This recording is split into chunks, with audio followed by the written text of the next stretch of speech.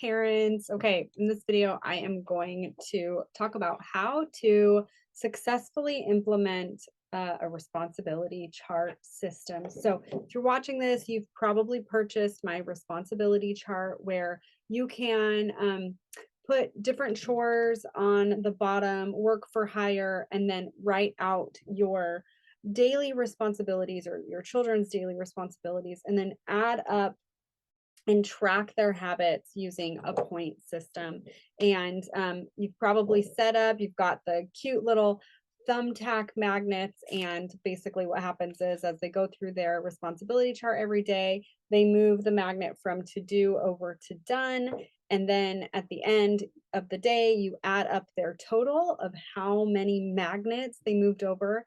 You put that down here in the little point area, and then at the end of the week, you add up the points. And then at the end of the 4 weeks, they cash in all their points for something to celebrate. So you've probably watched my other video about how I set up the chart. If you haven't, make sure you watch it. Make sure you give it a watch.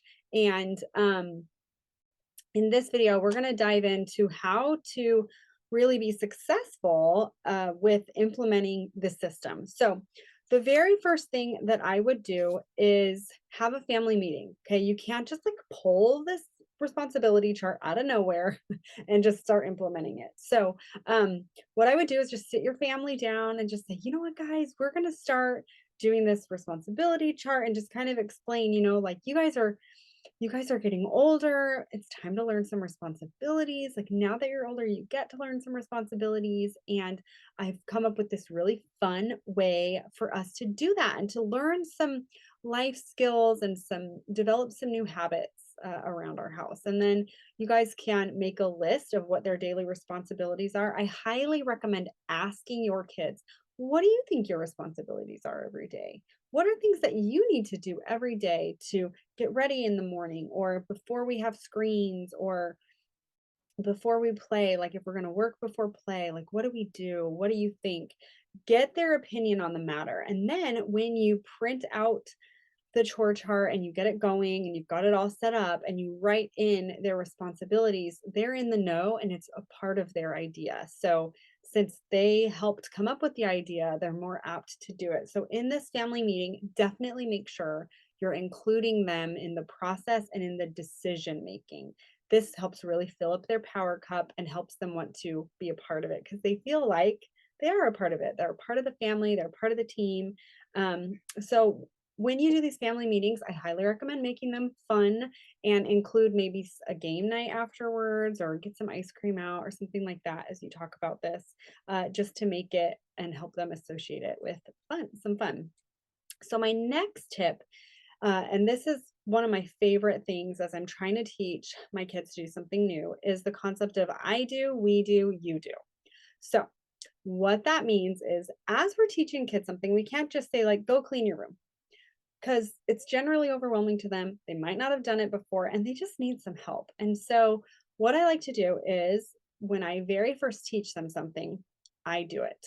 I show it to them. I show them how it goes, how you do it, the correct way or my way, help them come up with how to do it their way, and just kind of show them what to do.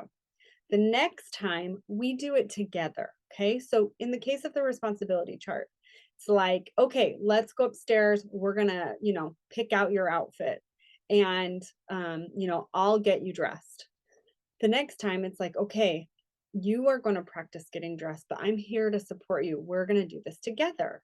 And it might take a day, it might take a week, it might take a month, but then eventually your child will get to the you do, or they will be able to do it by themselves. So first I do, we do, then you do. Okay.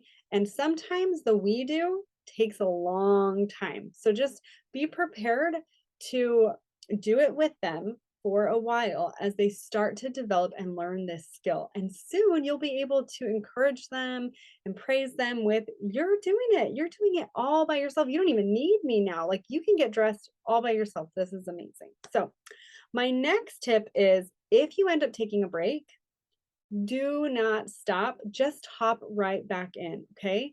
So things happen. You're going to go on vacation, you're going to take a week off, things are going to get so busy, and you're not going to be able to help them in the we do process in the mornings.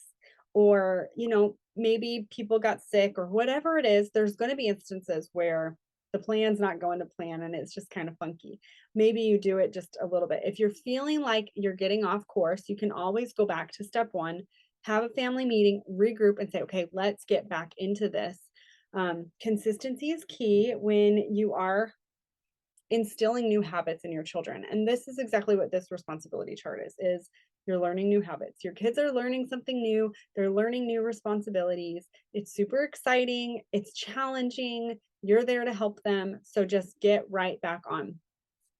So next tip is offer verbal encouragement. When you notice them trying really hard, not complaining, you know, doing one extra than they did the day before, really go out of your way to notice them and just encourage them.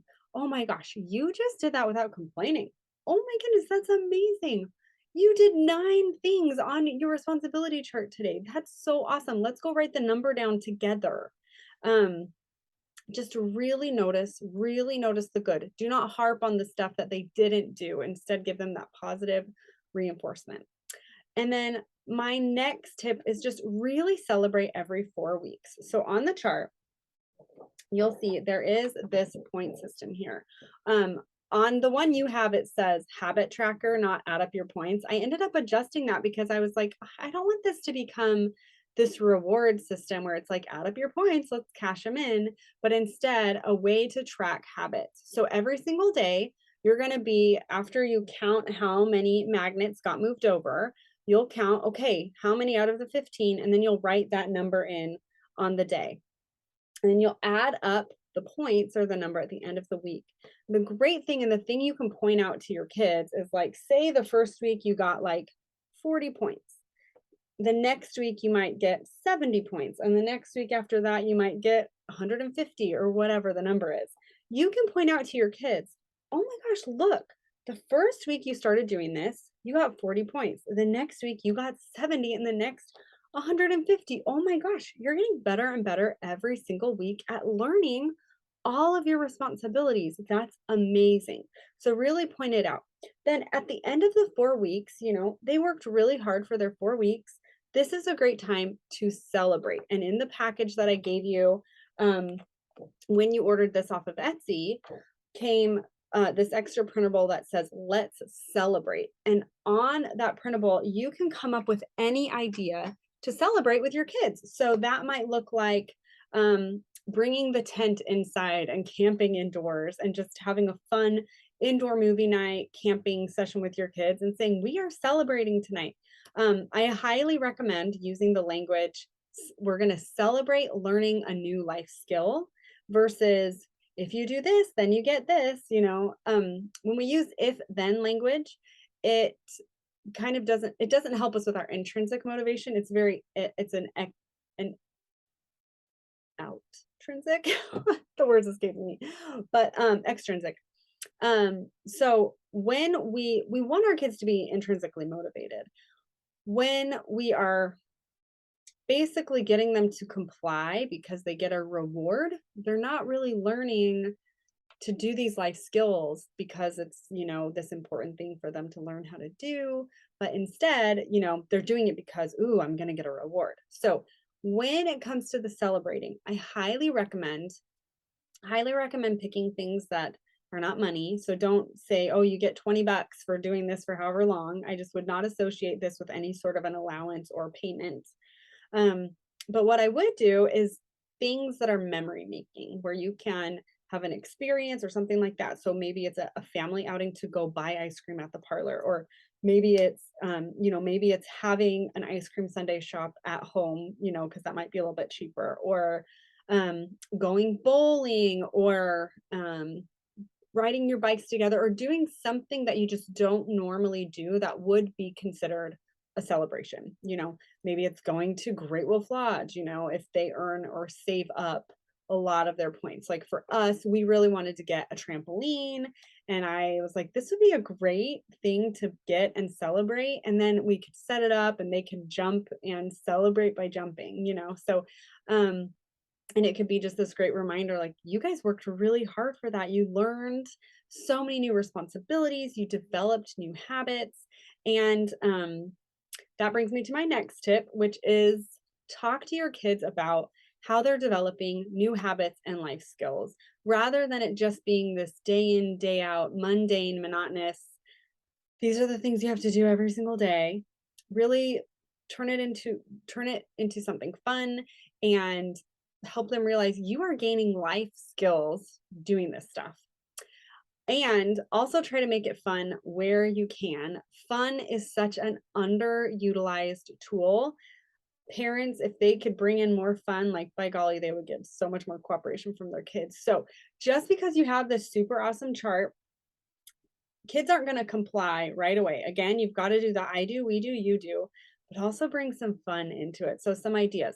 Bringing in like your kids' favorite TV shows. I've done Blue's Clues, I've done Dora the Explorer, and things like that, where it's like if they're kind of having a rough morning and they're just not feeling it, bring some fun in and just help them laugh and have fun through it. Another thing I've done is I've taken like a video game controller and pretended my kids were robots and like press buttons to make them move and things like that, and they totally will start playing along. Or I'll talk in a Mary Poppins accent or anything like that. My kids totally would love to play along with. And there are going to be off days. There's going to be days when your kids are just not feeling it. And just remember to don't engage in that power struggle. Just know some days are going to be off days. But the other thing about looking at how, those points or those tallies that your kids get every day, you will see the progress that you're making. And if you can just stay consistent through this and just keep going, you will see progress will happen and you will have tiny wins every week. And your kids will start to develop these amazing new habits and these life skills. So good luck, Mama. You got this. I'm so excited for you. And thanks so much for watching.